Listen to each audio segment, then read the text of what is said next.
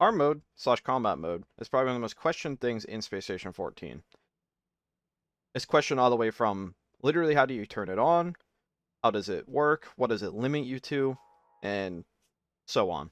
The purpose of this video is to try to break down arm mode into its specifics and be a much more generalized but focused guide of how to do combat. I have done a gun guide already, which I will put in the description, and I've done a very basic one, which I'm just going to ignore. To start, by default in the game, you do not have a harm intent on. You're in like an interaction mode. So if you click a door, you'll open the door. If you click some glass, like a stack of stuff on the ground, you'll pick it up. If you click on a chair, you'll sit on it.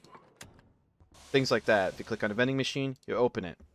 However, if you want to hit something, you must turn on harm mode, which is number 1 on your hotbar, or you can click it on, but clicking stuff is a little messed up right now, so you press 1 to turn on harm. So now, there's these cool combat indicators that will let you know you're in harm. Immediately, you'll see this diamond shape, which means you are going to be doing harm with a melee weapon or your hands. If you turn it off, you'll get a white prompt above your head saying it's either enabled or disabled, and you'll have the big symbol on your cursor to help alleviate any confusion of what mode you're in without having to look on this tiny little square of what mode you're in. And trust me, every player on the planet who has played this game has accidentally punched something they didn't mean to punch, and failed to punch something they meant to punch, or hit with a weapon, and so on and so forth. So if I turn on harm, you can actually punch in any area around you that you can actually hit. If you try to harm further away, nothing will happen. So you need to keep that in mind. Melee, just basic left clicks, must be in range. Like you could punch carpet, but you can still keep punching at it, but you're not actually hitting it because certain things have different hurt boxes or hit boxes. I'm not going to get into the specifics of that either. It's not important. Just know that your punches in any melee weapon have ranges. Anytime you hit something, there will be a hit sound effect, and anything you hit will flash red. There's 2 types of indicators that let you know you're actually doing damage. If you hit something, it'll flash red and play a certain type of sound bite depending on your weapon. And like if you hit carpet for something, you'll see the red and it'll break. But if you try to hit something that you don't have enough damage to do, it won't flash red, and it plays this like weak thud sound, because it is an indicator that you are not doing any damage at all. And that is more so only like necessary to know for like structural targets, but a lot of objects in the game have flat damage reduction, especially to blunt damage. Also, what is important to note in harm mode, you can't pick anything up at all with harm mode. However, if you have something in your backpack, which you have, again, to open your backpack if it's already open, you have to turn off harm mode to open your backpack. However, though, you can't pick anything up in harm mode, but you can pull things out of your bag or your belt instantly, and it'll still go in your hand, and you'll still be in harm mode. So there is a way to cycle weapons without having to turn off and on harm constantly. If you have your backpack or belt set up in a way that it will rotate weapons, you'll rotate to a weapon instantly. So even if you get disarmed, you can just pull another weapon without ever having to leave harm mode and pick up a weapon. I'm not encouraging people to carry 40 weapons, that's ridiculous. But sometimes you might have 2 weapons in a row. Like you might have a knife and a bat, or you might have a spear and a bat, or a taser and a stun baton, whatever. It's good to have your weapons lined up because you might end up dropping it, you might get disarmed, you might slip. There's a million ways to lose the item in your hand. Another hidden function, hidden might be the wrong word, is disarming. If you have no weapon in your hand, harm mode on, right click now becomes a shove or disarm. Creatures that are smaller than you, and it isn't this simple, but every object in the game or every character in the game has mass. Humans are, I guess, around a default level of mass. So if you see a critter smaller than you, like a mouse, all you have to do is right-click, and you will shove them over. It isn't always guaranteed, but it has a very good chance of instantly shoving over creatures that are smaller than you. So for example, for mice, it can be very easily. Now if I spawn in something dangerous like a rat, even if you don't have a weapon, you can always be prepared to fight these creatures because you can just shove them down. And one thing you could do is, even if you don't have a weapon, you can always swap to your hand and just calmly be ready to shove critters like this down. So you just wait for it to get into its range, pull out a bat, and kill it. I managed to avoid taking damage entirely by making use of Disarm. There are nuances to this, such as dwarves are smaller in mass, so they naturally can't shove as easily. But you can shove over a dwarf easily if you have more mass than them. It gets complicated. I'm not going to get that in depth with it, but just you can sort of use logic to it, especially for critters like rats, slimes, like the smaller flesh monsters can be shoved over quite easily.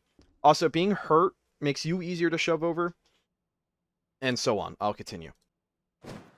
The feedback is awkward, and sometimes it doesn't always work correctly, but if you look on the right, as somebody tries to shove you, you'll start taking stamina damage.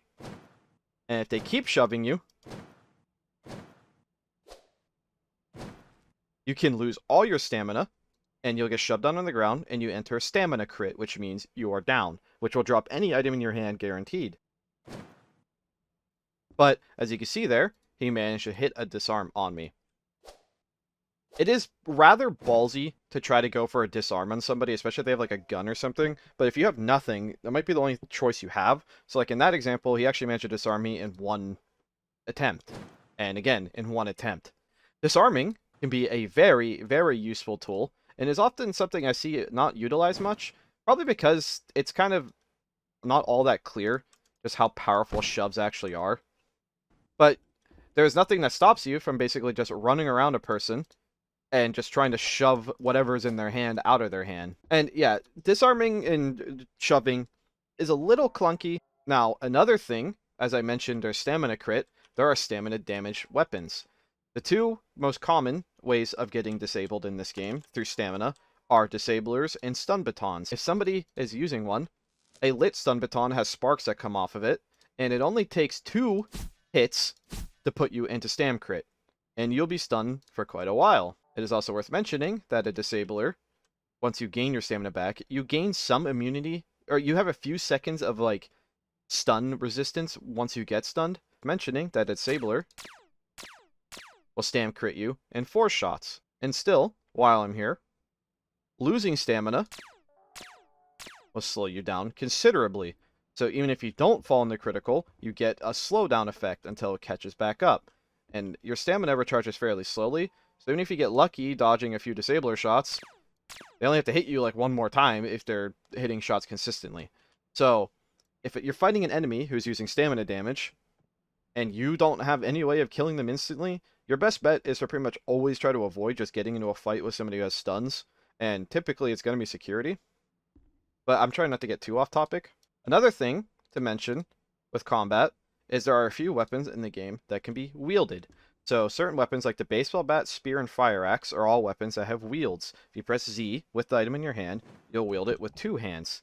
That makes it so it will do more damage, and in the baseball bat's case, it does a lot more damage. Another mechanic is that all weapons have a right-click function, and what it is, it's basically a wide swing, or some people call them heavy swings. So what they'll do is you don't need to be... So like, to normally melee something, you have to be aiming right at it to click it. But if you want a wide swing, you just have to hold right click, and it'll hit things that aren't on the floor, but it'll hit things that are the wall. Like normally, you can either only hit either the window or the door here. But if you hold right click and swing, you end up hitting everything that's within its range. So now, I'll also show you. So a baseball bat does 18 units of blunt. If you do a heavy swing and land it right in the middle, it does additional damage. There is issues with wielded weapons, but that's for a different video. So to make this instance more clear, then to do 10 damage, if you swing with it in the green, it'll do double damage. I was a little off, but there we go. Perfect on. For most weapons, especially unwielded weapons or more common weapons, you'll do double damage if you land in the green. This is a slight DPS increase versus doing two normal left clicks. And the reason why this is so powerful is that you can move and be less accurate with your melee swings while you're just trying to hit it in the green. Now, you don't have to be perfect about hitting in the green. Doing exactly double damage every time isn't that important, because most people are in there having some damage resistances. Every species in the game has some form of damage resistance other than the human and dwarf. So I wouldn't worry about crunching numbers in your head while you're doing combat. But this is probably the number one trick to being robust, is a common term used in this game, is if you're in a melee fight with somebody, don't stop moving. Literally serpentine, run into their hitbox if you want to, which a statue you can't, but if like a person, run into them. Be careful because you can hit yourself, but with heavy swings, you can't hit yourself. So running through somebody who isn't doing heavy swings gives you a pretty big combat advantage because they might end up hitting themselves, and if you're timing your greens better than their greens, you'll be dealing out more damage. Guns are really simple. Like automatic guns are, if you pick it up and you see there's ammo in the bottom, all you do is turn on harm and shoot. That's all there is to guns. You keep shooting until you're out of ammo. Once you're out of ammo, you can find another magazine, get rid of the gun, or whatever. To get rid of the magazine, you just either press Alt-Z to get rid of the mag. You can Alt-click the gun to get rid of the mag, an additional mag, and just click on the gun, and it'll empty the old mag. And there you go. Your gun is now fully loaded. Gun mechanics are honestly easier to explain. Guns don't have right-click functions. They don't... You can always move and shoot. You can shoot behind you, which I've seen some people actually like try to stop and turn and then move. No, you can definitely shoot behind you. You can move in circles and shoot. Guns are pretty simple. Certain guns, like the Mosin, can be complicated. There's a chance you could pick it up, and if you hear the clicking and there's still ammo at the bottom, all that means is you have to do is you have to press E to cycle it, and that means you're ready to fire again. Shotguns are also the same way. If you pick up a gun that looks like this, and you're hearing clicking, again, just press Z to cycle out the empty shell, and always look at your ammo indicator. But like I said, guns are honestly a lot easier to explain. This should give you a very rough guide of how to be better at melee combat. Remember, shoves are very useful. I will once again just show you how useful shoves are. So again, I don't have a weapon on me at the moment, but you can just simply kite enemies till you shove them down, turn off harm to pick up a weapon if you don't have one on you, and then grab a weapon, keep hitting them. I got a little ballsy with doing damage, but getting hit once isn't a big deal. And there you go. You can really, really minimize the amount of damage mobs do to you if you're just remembering to constantly shove them. And that is probably the number one tip to get better at combat. Trying to shove people over is pretty much a waste of time, but you can knock a weapon out of their hand, so just something to keep in mind. That is really all I've got for you in terms of explaining how harm mode works.